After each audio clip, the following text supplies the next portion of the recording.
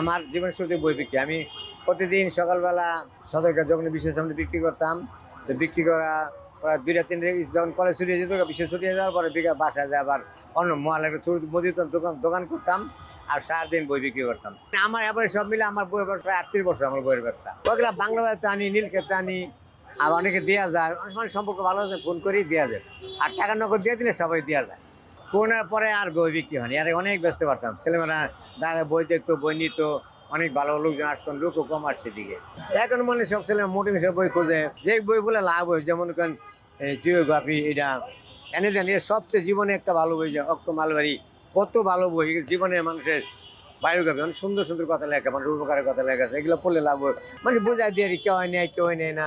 আল্লাহ আবার অনেকে দিয়ে চাষা আমরা বই পড়তে, আমি কি বই না পড়তে পারলে বই বেশি কোক, এরকম কয়, এরকম কথা। আর দুনিয়ায় সবচেয়ে ভালো কথা, মানুষের কথা ফেস ধরা যাইব না। আয় কথা হিন্দু লোকের বই বেছেন কে লাগি, তো আমি কি বাবুর হিন্দু একটা মুসলমান বানাইছে কেটা, যখন বৃষ্টি নামে ঝড়াই, হিন্দু বেটা গায়ে মেঘ পরে, মুসলমান বেটা গায়ে মেঘ পরে, এগুলা কোনো কথা না। সূর্য আলো দেয় সবার গায়ে, হিন্দু মুসলমান ভাগ করে দেয় না, ওইটা না। আল্লাহ বললাম সবার আগে মানুষ সৃষ্টি করছে আদম, পরে হাওয়ারে বানাইছে। আমরা সবাই আদমই থাকতে ভালো থাকতেছে, সবাই ভালো থাকুন, ভালো থাকুন।